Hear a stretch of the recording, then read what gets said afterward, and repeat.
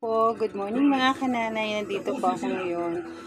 Maglaba po ako ng sapatos ng kuya namin. Kasi gagamitin po niya sa Christmas party po nila sa Wednesday.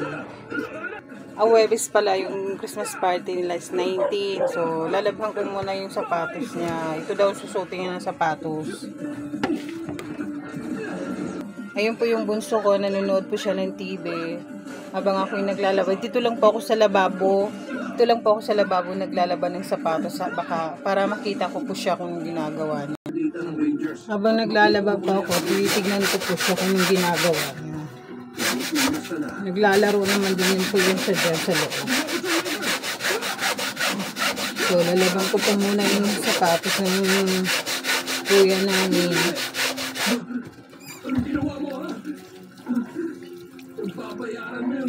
Susuotin niya sa Christmas party.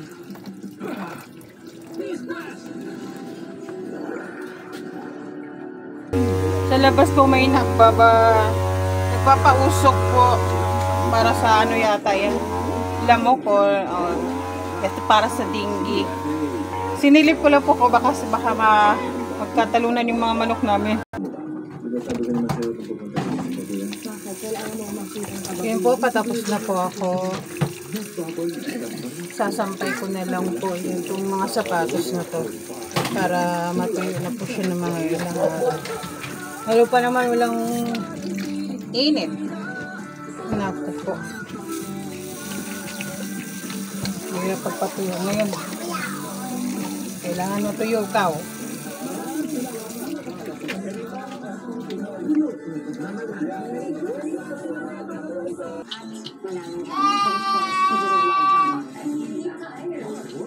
Pagpapausap ko kanina, ang daming lamok. Dapat walang makaalam nito bukod kay Uncle Pete. Ngayong linggo. Narito ka? Hindi na siya pwede tumira dito. Hindi na siya umalis. Hindi niyo pwedeng paalisin si Serena sa mansion ko na hindi tumadaan sa akin.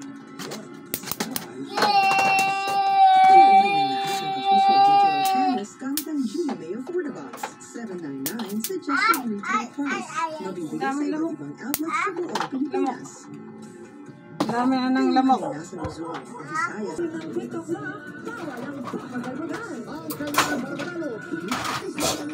Oh! Ligpit ko lang po yung mga medyas niya. Lang ko po isasampay yung... Hindi, lalagyan ko ng sapatos ni Kuya. Ilalagay ko yung sapatos ni Kuya. Hindi! Sobrang sakit? Gamitin ko nga. Dali, may lumok. Patay. Sobrang sakit? Flanax na.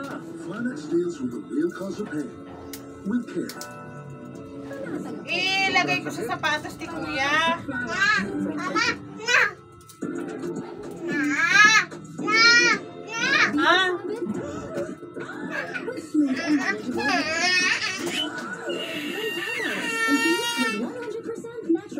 Hindi pa matapos-tapos yung gawa ko na sampay yung sapatos. Gawa ng makulit kong bunso.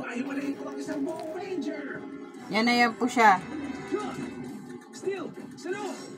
Ano pang ginagawa niya?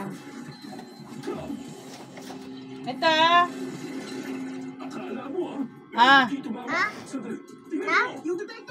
Tama na yan. Hanapin mo ang Yellow Ranger at sirahin mo rin yung mga sandata niya. Yan po ang kalat na naman niya. Nagkakalat na naman yung bunso ko. So, bye-bye po. Maraming salamat po. Mag-like and subscribe my YouTube channel, Judith Bolivar. Bye-bye na. Bye-bye. Thank you. Sana manood kayo lagi sa aming vlog. Bye-bye.